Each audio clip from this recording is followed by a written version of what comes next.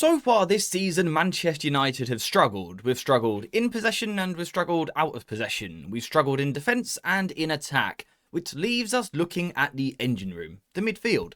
Something isn't quite right. So let's start off with the most obvious point. When it comes to the midfield, Manchester United are often numerically outnumbered. We are overloaded in these situations, and there's a couple of reasons for that. One of the reasons is because we just straight up have two central midfielders, whereas a lot of teams, like we've got the opposition set up here, may have three, they may have four, but they typically have more than two. We've also got a problem where our wing-backs are often fairly deep connected to a back five, but our forwards can be quite high connected to a front three. So these two do end up quite isolated in midfield, and this leads to some problems. For example, when the opposition are playing out from the back and we're trying to high press, and we try and go man-to-man in midfield, we struggle because we only have two compared to their three. So quite often we might try and squeeze high, but we get outnumbered and played around. We also have the problem in the deeper phase as well, when we have the ball. So let's say United are now trying to play out from the back, we're trying to move the ball through the pitch, we only have two central midfielders, so we have less versatility in the team. Midfielders are often the players that are the most technical and the most comfortable moving into different parts of the pitch. When you've only got two of them, I think it makes you tactically less flexible and also just physically gives you less options on the ball. And then we've got the sort of in-between phase, not the attacking, not the defending, but the dueling, the transitional moments where perhaps there's a long ball and a second ball drops into midfield. United, again, are outnumbered. For Fernandes and Casemiro, or it might be Ugarte, or it might be Kobby Mainoo, it's quite difficult for our players to pick up the second ball because we literally only have two, whereas the opposition have three. So it's easier for the opposition, and United struggle with this moment. Now, another one of the problems in terms of the usage of the Manchester United midfield comes in possession, and that is the fact that a lot of the time we don't seem to want to use these players, which sounds a little bit odd. We started the video by saying this is the engine room of the team, this is the hub, this is the part of the pitch where the tempo and your performance is often dictated. If your midfielders play well and win their battles, you're likely to have a good team performance. For United, there are situations where we don't even try to use the central midfielders, and the reason for that is because we use a lot of automizations as a team, and we are almost a playbook. There are certain rhythms, there are certain patterns that we go through, and a lot of those patterns don't involve playing in the middle of the pitch. So what we will often see, and this is due to instruction from the manager, what we will often see is that United will turn down the opportunity to move the ball through the middle of the pitch, for example, into the feet of one of the 10s in this position here, because the idea that the manager is really putting onto these players is that the ball needs to go wide. There have been several situations this season where United have that moment to move the ball into the 10, but we choose not to. We choose to play the wider ball. And realistically, the problem with this is you can become quite predictable, right? I think ideally as a football team, you have lots of different ways that you can attack. You can attack fast, you can attack slow, you can play a short game, you can play a long game, but also you can attack every section of the pitch.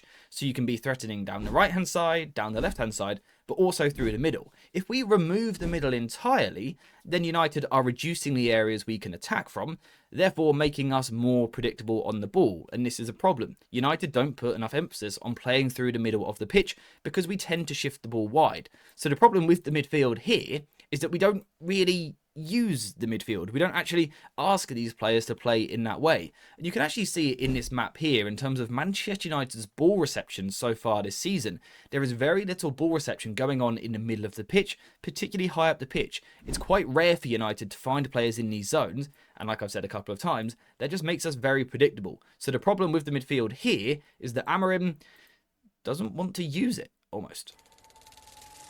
Now, the other problem that we've got in midfield is that when we do use these guys in possession to try and get on the ball and help us play and build possession and control the tempo and things like that, we lack the profiles. So far this season in the Premier League, Bruno Fernandes has started 100% of the United games, and then Casemiro and Ugarte have sort of shared the role alongside him, with Casemiro playing more and then Ugarte. Players like Kobby Mainoo are yet to start a game in midfield. When we look at these Manchester United midfielders, let's get Ugarte into the picture as well. There's something in common that these guys have all got.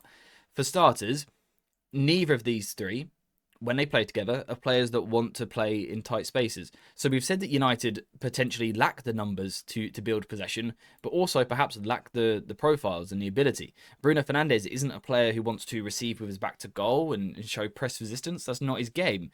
But Ugarte can't really do it either, and neither can Casemiro. So just straight up, we are missing a profile in midfield. We're missing a certain type, a player who can take the ball in tight spaces, under pressure, relieve pressure for the team, and play in those moments. United lack the ability to do that. We also really lack players that slow the game down, particularly in the case of Bruno Fernandes and Casemiro.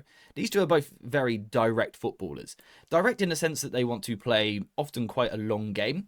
If Bruno Fernandes can see a forward pass, he's going to try it. It doesn't matter if it's 40 yards away, he's going to give it a go. And he's capable of doing it, let's make that clear. The same for Casemiro. If he sees that long pass, he's going to try it. He's going to try and get the team moving forward. But again, in terms of variety of play, that makes United quite predictable once again. We know we're going to see a direct game.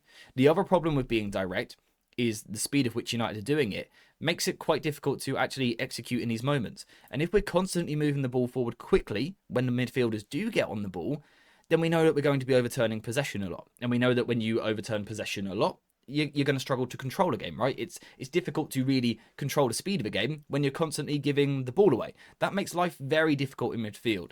Now, Ugarte is a little bit different. He doesn't profile the same as Bruno and Casemiro. He is a bit slower on the ball. He's not quite as direct, but he's still not exactly a player that you want to get on the pitch and have him dictate your tempo. Now, I think the really annoying thing in this regard is that within the squad, we do have a player that could bring some of those things, and his name is Kobby Mainoo. Now, I'm not just saying this because I think he's a great player that I'm a massive fan of. He genuinely ticks some of the boxes that our current midfielders lack. We just said that we can't play in tight spaces. Well, Kobby Mainoo absolutely can. We just said that we play too quick. Well, Kobby is excellent at slowing it down before then speeding it up again. He does have that tempo control. He came on the other day against Brentford, and I think immediately you could tell his effect on the team. United just started to move the ball a little bit slower. Kobby was involved in keeping the ball, yes, trying forward passes as well.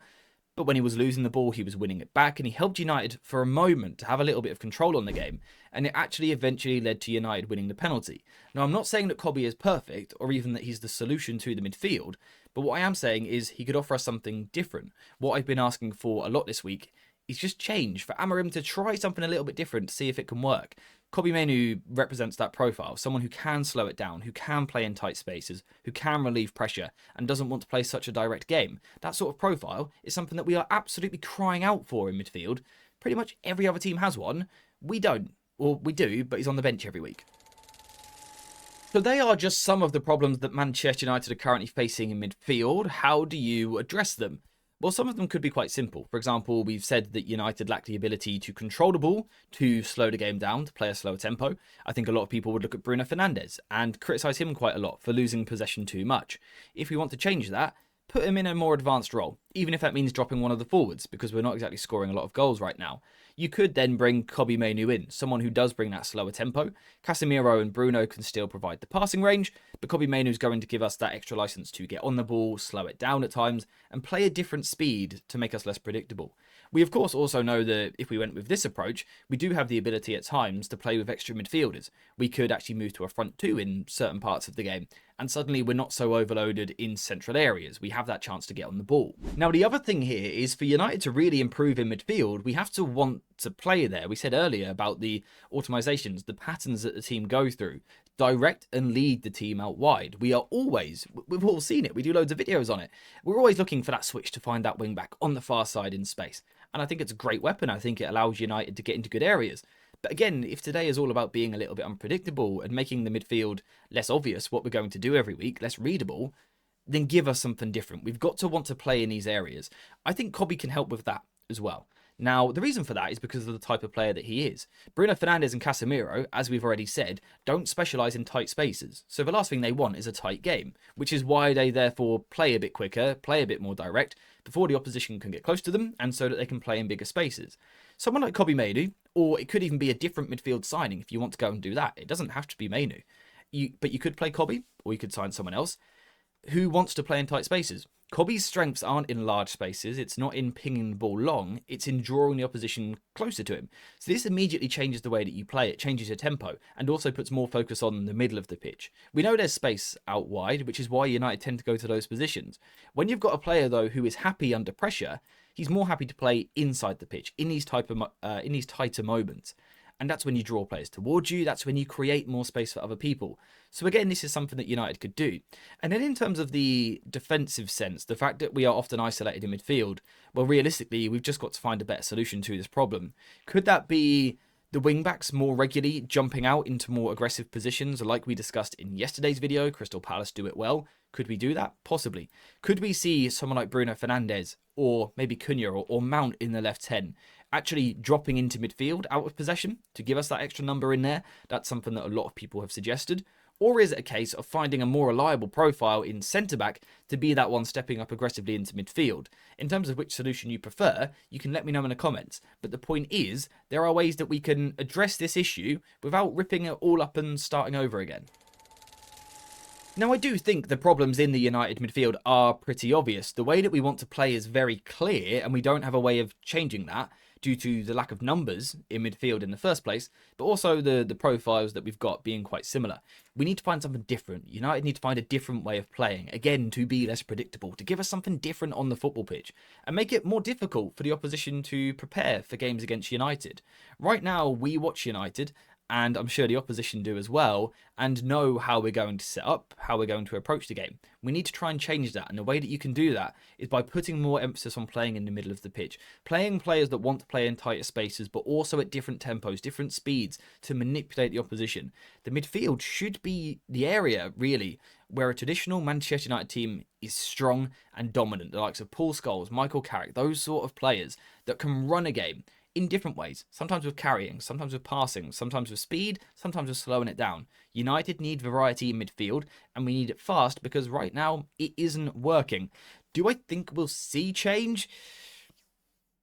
I'm not so sure. Perhaps you guys can help me out and let me know what you think in the comments, because we are now finished for today's video. So let me know your thoughts in the comments. And also, whilst you're there, if you could please leave a like, subscribe, and get your notifications on, that would be greatly appreciated. But apart from that, we're finished. So thank you very much for watching. I hope you have enjoyed it. And as always, I'll see you in the next one.